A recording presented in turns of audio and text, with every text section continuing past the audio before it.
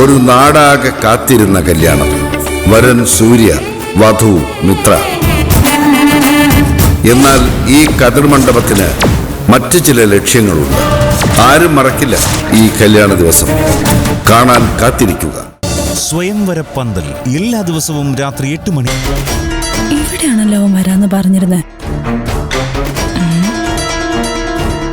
വിളിച്ചു നോക്കാം.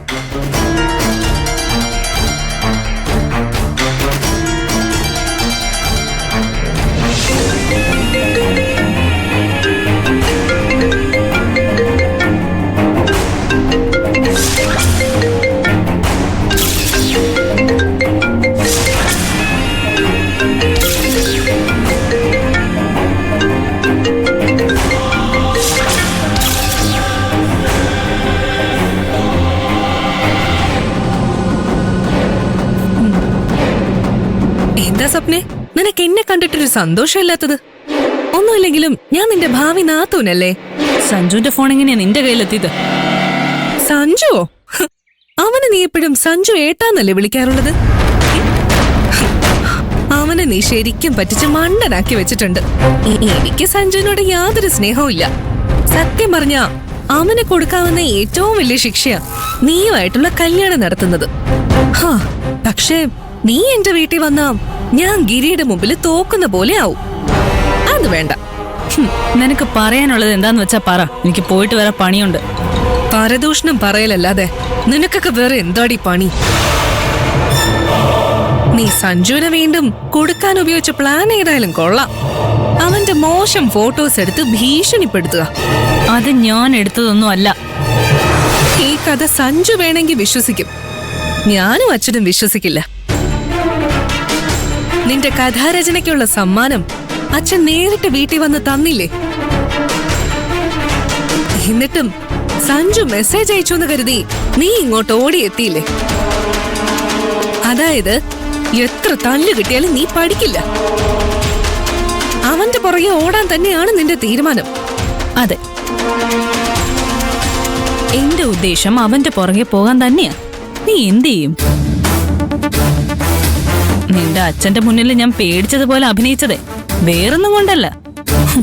അദ്ദേഹത്തിന് ഞാൻ ബഹുമാനിക്കുന്നില്ല എന്ന് തോന്നരുത്. അല്ലാതെ അയാളെ കണ്ടപ്പോ എന്റെ മുട്ടിടിച്ചിട്ടൊന്നും അല്ല. എന്റെ അച്ഛനെ എതിർത്താ എന്താ സംഭവിക്കാന്ന് നിനക്കറിയോ? എന്റെ ചേട്ടനെ വരപ്പിച്ച എന്താ സംഭവിക്കാന്ന് നിനക്കറിയാവോ? അറിയില്ലെങ്കിൽ പോയി നിന്റെ തന്തയോട് ചോദിക്ക്, അയാള് പറഞ്ഞുതരും. മോളെ ശാലിനി, ഞങ്ങൾ പാവങ്ങൾ പേടിച്ചു നിൽക്കുന്നത് വരെ നിങ്ങൾ പണക്കാർക്ക് മാസം കാണിക്കാൻ പറ്റൂ. ഞങ്ങൾ തിരിച്ചു പ്രതികരിക്കുന്ന അന്ന് തീരും നിങ്ങളുടെയൊക്കെ ഷോ. ഞാൻ ഇപ്പോഴും പ്രതീക്ഷ കൈവിടാത്തതുകൊണ്ടാ നിന്റെ അച്ഛനെ ഞാൻ ഇപ്പോഴും ബഹുമാനിക്കുന്നു. എന്നെങ്കിലും അയാൾ എന്റെ അമ്മായിയച്ഛനാവുമെന്ന് എനിക്കറിയാം.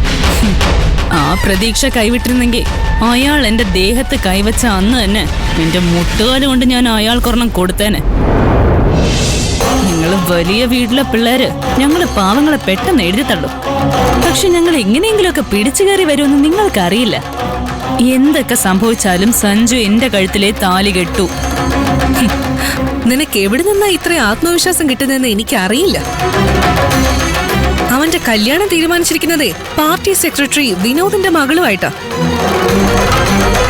ആ കല്യാണം മുടക്കിയ നിനക്കെതിരെ തിരിയാൻ പോകുന്നത് പാർട്ടിയായിരിക്കും. എനിക്കെതിരെ അവരാരും തിരിയാൻ പോകുന്നില്ല. ഈ കല്യാണം അല്ലാതെ തന്നെ മുടങ്ങും. നീ എന്തൊക്കെ ചെയ്തിട്ടും കാര്യമില്ല മോളെ. ഞാൻ ആ വീടിന്റെ മരുമകളാവണമെന്ന് തീരുമാനിച്ചിട്ടുണ്ടെങ്കിൽ അത് സാധിച്ചെടുത്തിരിക്കും. ഒരിക്കലും നടക്കാത്ത സ്വപ്നവും കണ്ട് നീ നടക്കുന്നത് കാണുമ്പോ എനിക്ക് സഹതാപം തോന്നുന്നുണ്ട്. അവസാനം സഞ്ജു വിനോദേട്ടന്റെ മകളെ കല്യാണം കഴിക്കുന്നത് കണ്ട് നിനക്ക് ഭ്രാന്താകുമെന്ന എനിക്ക് തോന്നുന്നത്. മനസ്സിൽ കൊണ്ട് നടന്ന ചെക്കന് വേറൊരുത്തി കല്യാണം കഴിക്കുന്നത് കയ്യും കെട്ടി നോക്കി നിൽക്കേണ്ടി വരുന്നതേ വല്ലാത്തൊരു ഗതികേട് തന്നെയാ. അത് നിന്നെക്കാൾ നന്നായിട്ട് വേറെ ആർക്കാ മനസ്സിലാവുക? ഗിരിയേട്ടൻ മഞ്ജുവിന്റെ കഴുത്തിൽ താലി കെട്ടിയപ്പോ നാട്ടുകാരുടെയും വീട്ടുകാരുടെയൊക്കെ മുന്നിൽ നീ തോറ്റുപോയില്ലേ? നിന്റെ കയ്യിലുണ്ടായിരുന്ന കാശും സ്വാധീനവും ഒക്കെ വെറുതെ ആയില്ലേ? എന്നിട്ടും തോൽവി സമ്മതിക്കാതെ നീ ഏട്ടിന്റെ പുറകെ ഒരു നാണവും ഇല്ലാതെ നടന്നു.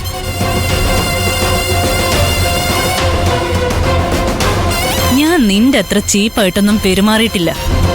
സഞ്ജു എന്റെ കൈവിട്ട് പോയാ ഞാൻ അടുത്ത ആളെ നോക്കും. പക്ഷെ അവൻ എന്റെ കൈവിട്ട് പോവില്ലെന്ന ആത്മവിശ്വാസം എനിക്കിപ്പോഴും ഉണ്ട്. ആ ആത്മവിശ്വാസത്തെ നീ കുറച്ച് കാണരുത്. അതെ, നിന്നെ കൊണ്ട് കളിക്കാൻ പറ്റുന്ന കളികളെല്ലാം കളിക്ക്. ഞാൻ ആ വീടിന്റെ മരുമകളാവുന്നത് നിനക്ക് തടയാൻ പറ്റുമെന്ന് ഞാനും നോക്കട്ടെ.